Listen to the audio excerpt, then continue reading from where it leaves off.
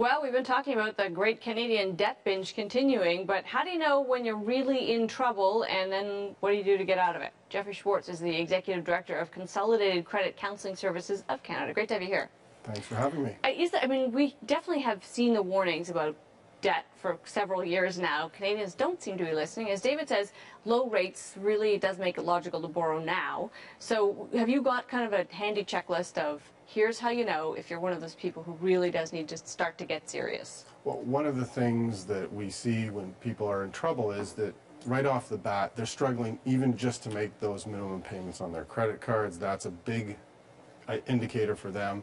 If you're using one credit card to pay off of another, or if your credit cards are maxed out, a big thing, it's a guide, and some people don't know how to use this tool, but if you're spending more than 15% of your income on a regular basis paying off your credit card bills, that's a real sign, and that's something that you want to watch out for. We should be sending that list to the U.S. government, apparently. Now, so it's bad now, and you were telling us during the break how busy you are. How much worse is it going to get when rates just creep up just a little bit? You know, if rates creep up a little bit, I'm less concerned as other things that could affect somebody's well-being, and one of those things is job loss.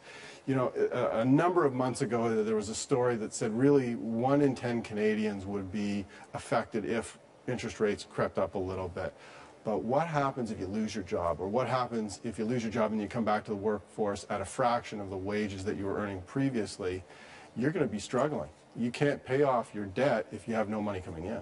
So what advice do you give to people who do fall into some of those checklists of things, 15% of their income or revolving credit? What's the first thing that they need to do? One of the first things that we see with people is, especially with our clients, is that they've lost the understanding between what is a need and what is a want.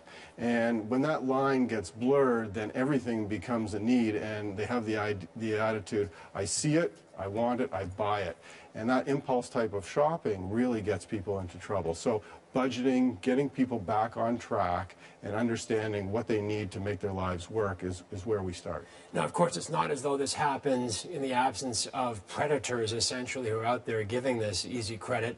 You know, some of the credit card companies that talk about low introductory loans, etc. But can we talk about payday loans for a second? And Sure. Can you speak to how advisable it would be for someone to use the payday loan services?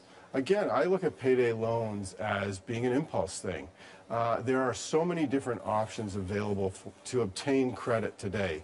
But if you need credit right now and the only means to get it is this, you know what, it's not a great way to get credit. There are far more effective ways to obtain credit.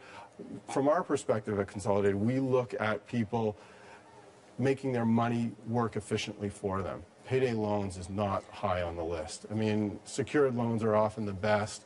There are many other different types of credit that you can obtain, and sometimes you can obtain credit not from your corner bank. You just have to dig a little deeper. Again, it may not be the most convenient way to do it, but there are better options out there than payday loans. What about bankruptcy? How does somebody gauge if bankruptcy, personal bankruptcy, is the right option for them? We offer a solution called the debt management program, and essentially we're not settling on the debt. They pay 100 cents on the dollar on our debts. So it's really a reduction in interest rates.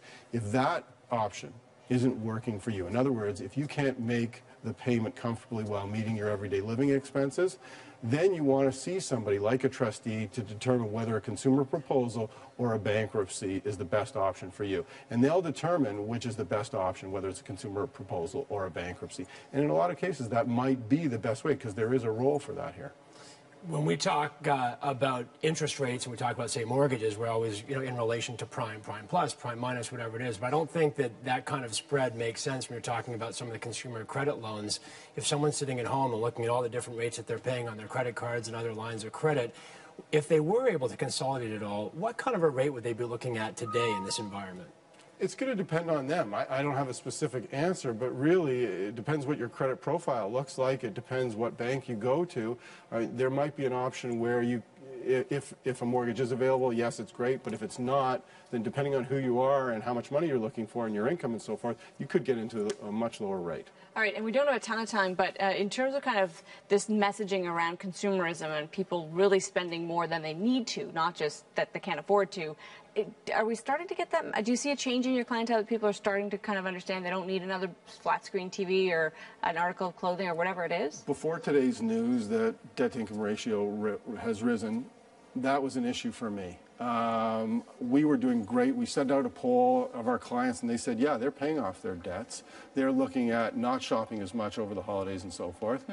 That was the right trend. Today, you know, not so much. We're seeing a reverse, so it's quite disappointing. All right, Jeffrey, great to have you here. Thank you. Jeffrey Schwartz, Executive Director of Credit Counseling Services, Consolidated Credit Counseling Services of Canada. Well, new numbers released today suggest that there are